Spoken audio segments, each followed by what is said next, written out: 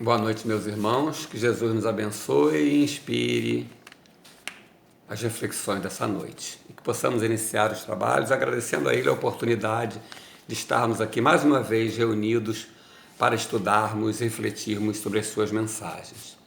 Para tanto, comecemos com uma recomendação dele, registrado por Marcos. Apresentaram-lhe então algumas crianças, a fim de que ele as tocasse. E como seus discípulos afastassem com palavras ásperas o que lhes apresentavam, Jesus, vendo isso, zangou-se e lhes disse: Deixai que venham a mim as criancinhas, e não as impeçais, porquanto o reino dos céus é para os que se lhes assemelham. Continuou Jesus: Digo-vos em verdade que aquele que não receber o reino de Deus como uma criança, nele não entrará. E, depois de as abraçar, abençoou-as, impondo-lhes as mãos.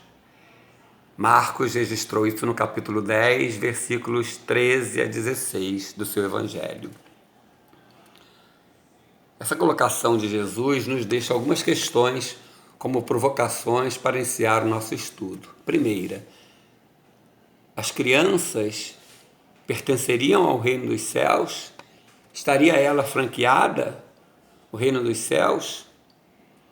Precisamos ser crianças para assumir o reino dos céus? É isso que ele nos diz?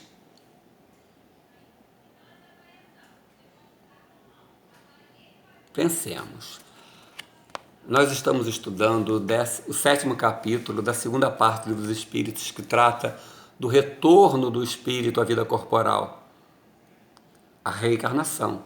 Ele retorna, une a matéria, o espírito une ao corpo e se dá todo o processo de evolução. E um dos itens, que é o que a gente está estudando hoje, trata da infância. É o que nós vamos estudar, refletir, para respondermos essa provocação inicial a partir da proposição de Jesus. A questão 379 é a primeira que trata desse item. Kardec pergunta aos espíritos o seguinte: é tão desenvolvido quanto de um adulto o espírito que anima o corpo de uma criança? Seria o espírito que anima o corpo de uma criança tão desenvolvido quanto o de um adulto? Se o é, por que não aparenta? Se o é, por que não se revela? São outras tantas provocações para que a gente possa pensar. Se é tão evoluído, por que ele sozinho não aprende ou não aprende com mais eficiência de quem tem consciência de fazê-lo? Resposta dos espíritos à pergunta de Kardec: muitas vezes é mais desenvolvido do que o espírito de um adulto, do que o espírito que anima o corpo de um adulto.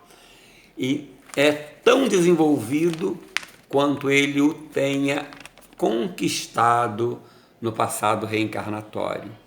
O que define a evolução desse espírito não é o fato dele estar passando pela fase infantil ou adulta, são as conquistas dele ao longo das várias reencarnações, das várias existências que ele já viveu.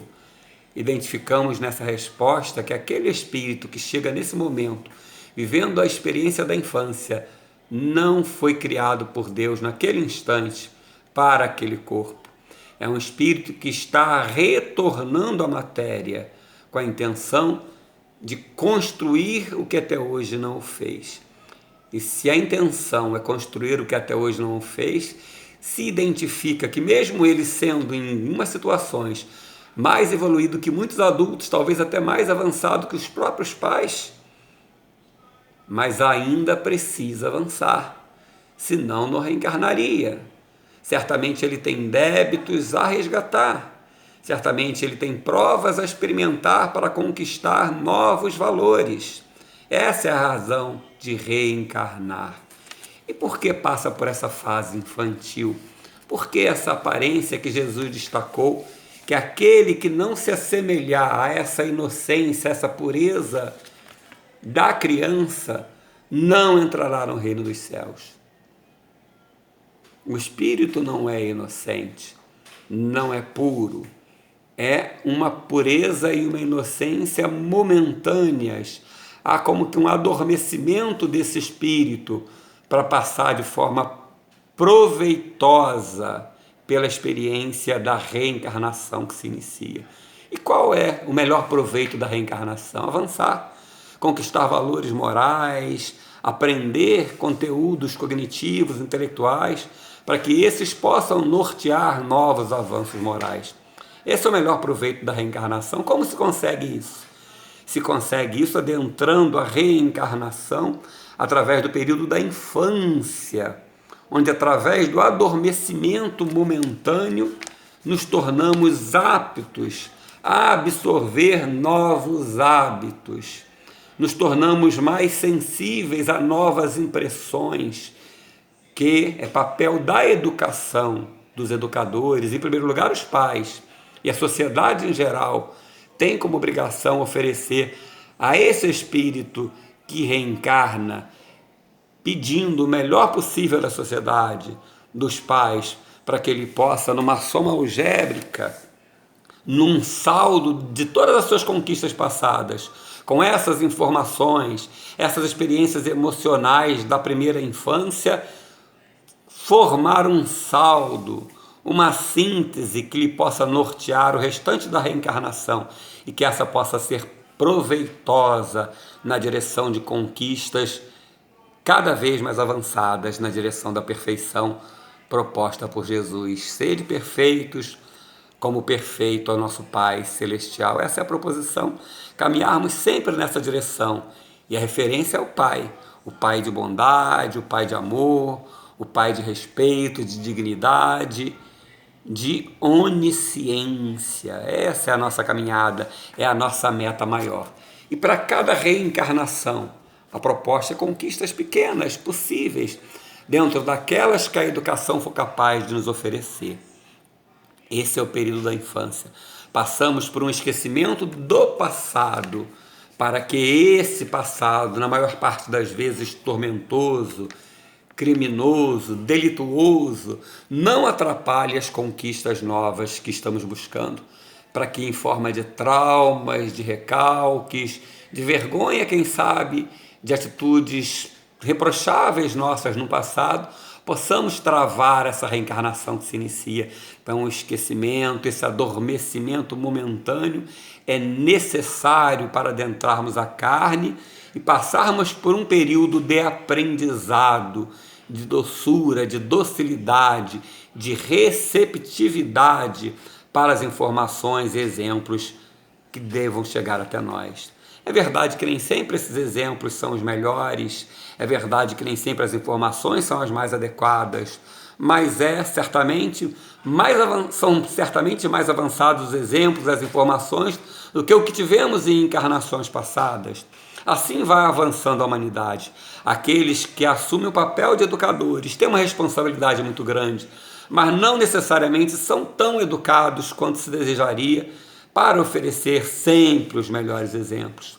Mas é papel nosso que identificamos essa finalidade da infância, buscarmos na luta contra os nossos maus hábitos, contra a nossa má índole diária, oferecermos os melhores exemplos, as melhores orientações, os melhores programas, as melhores companhias, para que o saldo inicial dessa infância possa ser o melhor possível e na hora que esse espírito adentrar a adolescência ou após a adolescência, quando começa a recobrar não as memórias cognitivas, mas as memórias emocionais, em forma de caráter, em forma de hábitos que ressurgem, ele possa ter tido uma experiência positiva.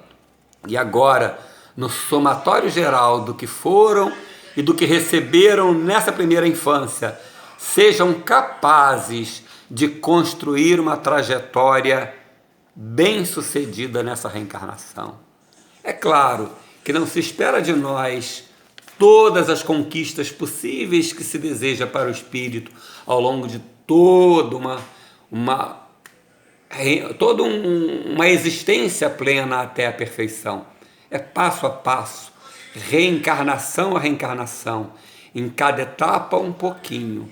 E vamos chegar à adolescência e notarmos diferenças nesse espírito, aquela doçura, aquela docilidade, aquela receptividade começam a deixar de existir. É que o espírito começa a recobrar seu verdadeiro caráter. Mas aquela infância, na melhor possibilidade da educação que oferecemos, vai nessa hora fazer a diferença. Aquele espírito, nesse momento de mudança em que começa a se identificar, vai fazer todo esse balanço das novas proposições, dos novos hábitos vivenciados ao longo de 15, 16, 20 anos e vai fazer um saldo. Vai a partir dali, dependendo da dificuldade, do que ele trouxe do passado, o quanto foi delituoso ou o quanto já foi virtuoso, ele vai conseguir uma melhor construção nessa vida para experimentar o restante dos anos construindo, reaproveitando, redefinindo hábitos agora com a sua própria vontade, de forma consciente. E o papel dos pais nessa hora? Continua como o papel da presença amiga, continua como o papel daquele que segue junto, oferecendo ainda os melhores exemplos, talvez agora 20 anos depois, um pouco mais maduros, um pouco mais competentes para oferecer esses bons exemplos. É o que se deseja, é o que se propana, é o que se busca com a educação na infância.